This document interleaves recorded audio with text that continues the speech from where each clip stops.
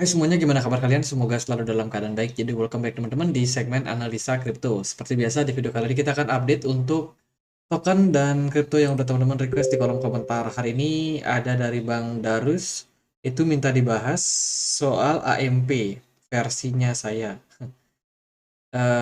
Lebih ambil sentimen negatifnya. Oke, kita akan lihat ya AMP.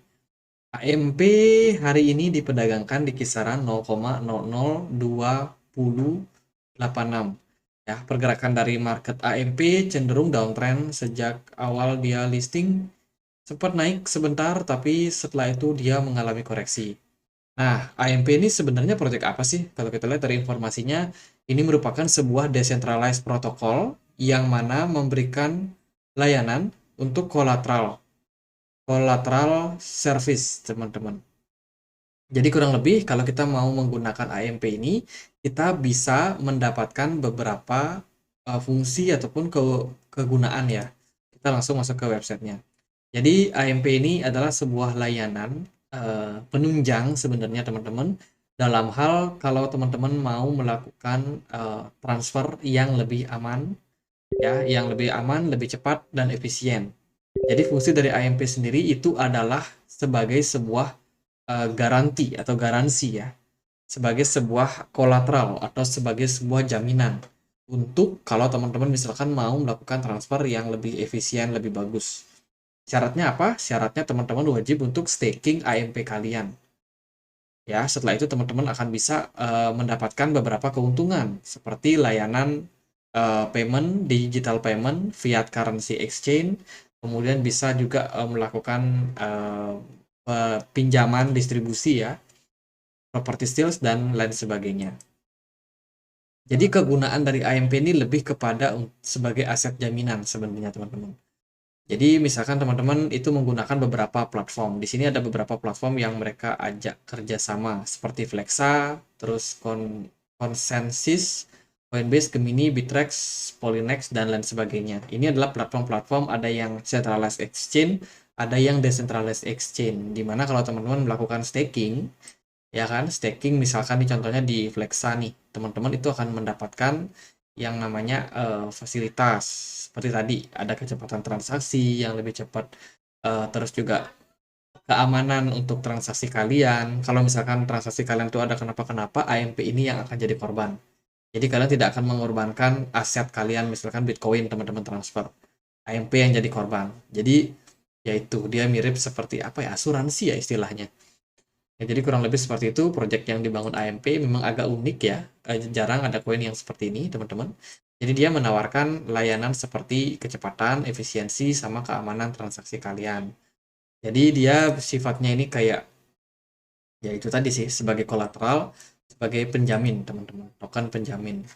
Apakah itu negatif? Ya, negatif, bisa dibilang negatif jika ada masalah seperti ya salah transfer, ada masalah seperti mungkin itu poin yang nggak sampai, siap-siap AMP yang akan menjaminkan itu. Makanya kalau kita perhatikan dari harganya itu terdepresiasi terus ya teman-teman, terus mengalami penurunan. Ya memang karena dia sebagai poin penjamin teman-teman. Jadi itu sebuah resiko sebenarnya. Tapi kalau kondisi daripada market crypto misalkan secure, aman-aman aja, nggak ada masalah, nggak ada salah transfer, nggak ada hacker, ya bisa jadi AMP juga bagus-bagus aja teman-teman. Tapi kan masalahnya dunia crypto itu seperti itu. Centralized exchange yang bangkrut berapa sih? Banyak ya. ROI Global, apa namanya tuh, Hotbit, FTX collapse. Decentralized exchange yang collapse, oh lebih banyak lagi teman-teman. Ada Celsius, Voyager dan kawan-kawan itu semuanya collapse semua. Bayangin kalau AMP di sana masuk sebagai sebuah jaminan, udah pasti dia harganya remuk, hancur ya. Jadi ya itu realita daripada market. Kemudian juga menurut saya sih nggak semua orang membutuhkan sebuah kolateral seperti ini. Jadi kalau tidak banyak orang yang membutuhkan, berarti fungsi dari AMP ini sebenarnya tidak wajib, tapi bisa bisa ada, tapi nggak wajib, bukan sesuatu yang sangat-sangat urgent, teman-teman. Tapi kalau kita perhatikan sih dari dari Etherscan ya, Etherscan kita bisa cek jumlah staking di Flexa, salah satu DEX itu masih cukup tinggi, sekitar 24% dari total supply AMP yang beredar.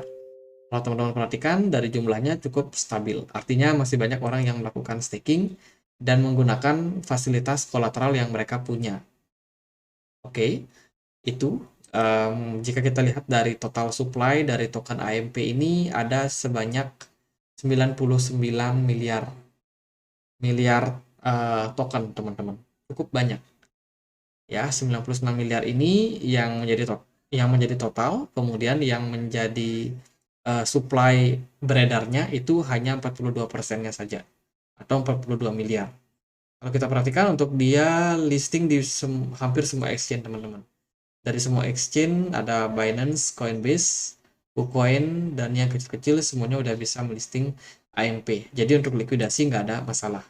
Cuma yang saya mau concernkan juga adalah distribusi token mereka. Itu sangat-sangat banyak terhadap internal yang mereka punya. Teman-teman perhatikan, tim and employee punya 20%. Developer pegang 25%. Token sales, nah ini paling dibagikan ke publik cuma 20%, teman-teman. Sisanya network development fund, merchant development fund itu 25% dan juga 10%. Artinya apa? 80% token ini awal kali listing itu ya, itu dipegang oleh internal mereka, oleh perusahaan mereka. Hanya 20% yang masuk token sales. Artinya hanya 20% yang dilepas ke market. Artinya apa? Ketika token-token ini sudah didistribusikan oleh yang pegawai mereka, developer mereka, ya kan? Biasanya kan token kalau dia pertama listing itu harus di lock dulu ya untuk internal. Tujuannya biar harga token itu cenderung aman. Dan saya sih kurang tahu juga kapan periode dia itu di unlock. Kalau melihat dari komposisi pergerakan harganya dari AMP ini, dia kan pernah sempat naik tuh all time high ya. Dia itu awal listing di 2020. 2021 dia all time high, kemudian dia drop nyungsep, teman-teman. Ini kemungkinan ada fase distribusi yang terjadi. Distribusi yang dilakukan atau yang diberikan kepada developer internal mereka. Ini development fund, developer grant, ini kemungkinan sudah mulai melikuidasi aset mereka. Dijual lah istilahnya karena udah selesai dalam periode unlock. Itu menyebabkan ya mereka jualan, ternyata permintaan dari AMP nggak seberapa banyak, ya harganya langsung drop, teman-teman. Harusnya sih token salesnya bisa lebih besar ya. Mungkin itu 40% atau ya biar publik lebih percaya, teman-teman. Karena kalau mereka dipegang banyak sama developernya kan publik juga takut nih kalau mau melakukan akumulasi. Jangan-jangan ketika mereka beli malah kena di down. Ya kan karena developernya pada jualan. Pasti publik juga punya pertanyaan atau ketakutan seperti itu. Makanya ya itu sebuah indikasi juga yang kurang begitu baik. Ya itu karena dia bisa di staking berarti konsensusnya udah jelas proof of stake ya, teman-teman. Dan itu sih beberapa yang bisa kita lihat dari AMP ini. Dari Twitter mereka baru aja move ke Ampera XYZ. Kita akan coba cek yang baru ya. Ini mereka punya project Ampera. Teman, berarti AMP itu adalah Ampera. Dia itu terkoneksi dengan beberapa DEX ya, decentralized exchange di berbagai blockchain, teman-teman. Jadi bisa dibilang jangkauan daripada project ini cukup luas. Dari postingan menurut saya nggak terlalu banyak. Di bulan Juli ini mereka jarang ngepost ya. Ya seolah-olah projectnya kayak stagnan gitu, teman-teman. Jarang sekali ada kegiatan yang apa ya, yang bikin mereka itu kayak mencuri perhatian, teman-teman. Bahkan dari beberapa kegiatan yang mereka lakukan, Ampera Meetup itu ya ini tidak terlalu banyak membahas tokennya sih. Dia ada meetup di Los Angeles kemarin. Ya, tapi untuk berita upgrade dan lain sebagainya itu cenderung kurang. Ya, mungkin itu sih. Semoga kedepannya bisa diupdate lagi nih. Kasihan banget. Kenapa? Karena harga tokennya ternyata udah drop ya, nyungsep, teman-teman. Padahal sebenarnya dia udah mulai ada indikasi naik nih waktu di bulan Januari kemarin. Pas waktu itu juga pergerakan dari Bitcoin cukup bagus ya. Tapi nggak berlangsung lama kemudian, naik sebentar, langsung turun lagi, teman-teman. Padahal waktu itu volume perdagangannya bagus, volume spot money-nya juga oke. Tapi setelah itu di bulan Februari selling pressure terjadi ya, momentum bearish-nya masih belum selesai ternyata, dan pergerakan AMP kembali mengalami penurunan. Dan sekarang dia cukup stabil di kisaran harga 0,002 dolar. Jadi itu sih yang bisa kita spill teman-teman. Jadi buat Bang Darus, sentimen negatifnya ya itu tadi semuanya teman-teman. Sentimen negatifnya mulai dari AMP ini sebagai token jaminan karena mungkin kondisi dari cryptocurrency yang cenderung high risk ya teman-teman, banyak resiko yang terjadi sehingga sebagai token yang dijaminkan ya mereka yang akan menjadi korban. Selain itu dari distribusi likuidasi tokennya, kalau kita lihat dari tokenomiknya tadi, yang ini ya, tokenomiknya itu kebanyakan dipegang sama internal mereka, sama developer mereka. Dan kemungkinan mereka udah jualan, teman-teman. Terus kalau kita lihat dari bagian Etherscan, mereka so far masih banyak di staking. Dari kepemilikan jumlah wallet masih cukup oke sebenarnya ya. Destination besar juga masih tetap hold tokennya, tapi kemungkinan sih kalau kita lihat dari analitik yang di bawah ini, jumlah kepemilikan dengan 0 sampai 1000 itu meningkat. Artinya kemungkinan retail adopsi ataupun akumulasi dilakukan oleh retail. Ya, ini mungkin bisa menjadi sentimen yang negatif juga. Dan pada realitanya harganya terus mengalami penurunan. Ya, mungkin karena beberapa faktor tadi. Entah itu secara fundamental atau mungkin retail yang banyak melakukan akumulasi ataupun mungkin distribusi yang dilakukan oleh developer mereka atau mungkin gabungan dari semuanya.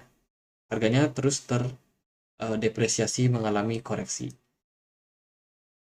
Gitu, sekarang udah di level support, apakah dia masih bakalan tetap bullish atau enggak? Tentunya ada di konfirmasinya di kisaran harga 0,0023 sebagai resistance terdekat. Sementara itu untuk supportnya ada di kisaran 0,0019. Itu bisa menjadi pertimbangan buat teman-teman. Tapi overall menurut saya ini bearish banget. Ya, kurang begitu ideal buat investasi. Itu aja buat AMP, semoga bisa bermanfaat. Kalau ada pertanyaan lain, ada poin lain buat dibahas, silakan langsung tulis di kolom komentar. Sekian aja akhir kata saya Andre, makasih.